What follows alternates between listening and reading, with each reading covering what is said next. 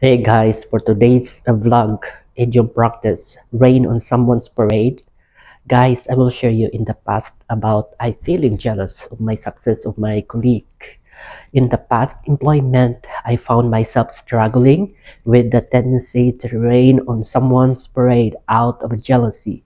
It wasn't fair to dampen their spirit simply because I felt envious of a colleague's success. I realized that this behavior only reflected poorly on myself and hindered my own growth. Over time, I learned to celebrate others' achievements genuinely and use their success as inspiration for my own journey. It's important to remember that everyone's path is unique and there is enough sunshine for us all to pass in without feeling the need to rain on someone else's parade.